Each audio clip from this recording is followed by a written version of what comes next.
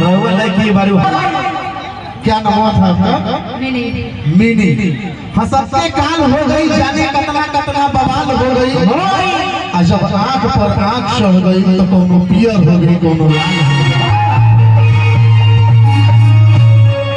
अरे भुअर से नीमन कमरी के पानी,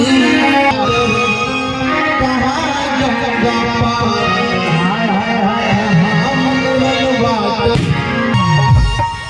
अरे हो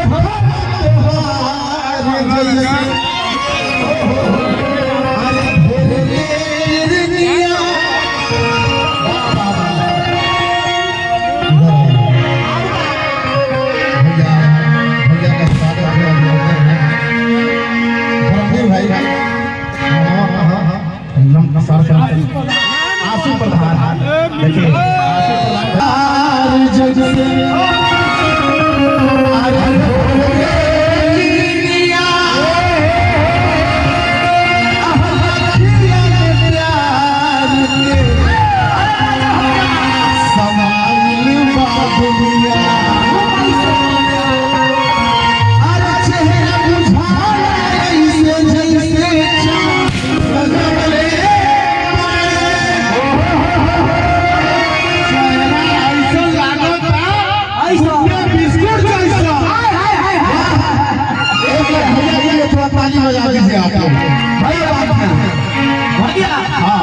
भैया हो भैया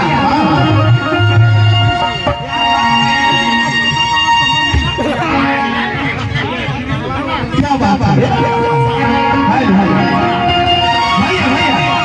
कहते हैं ये तो लड़कियों के बाल होते हैं।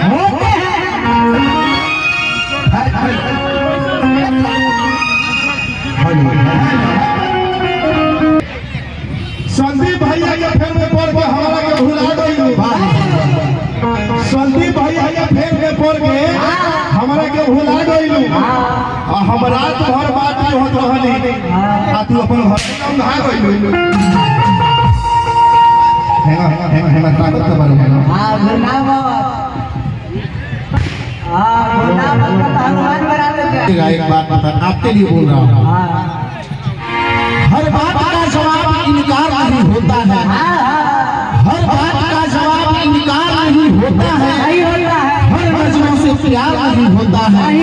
अरे नजरें तो यूं ही मिल जाती हैं, मगर हर नजरों से प्यार नहीं होता है।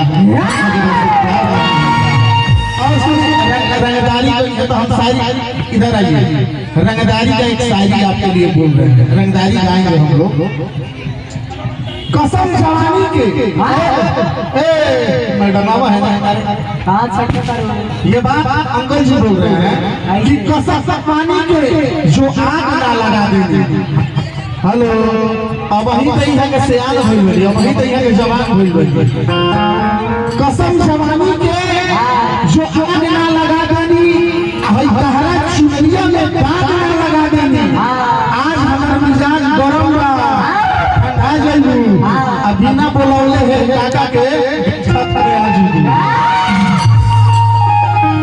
भाई सब लड़का को कहला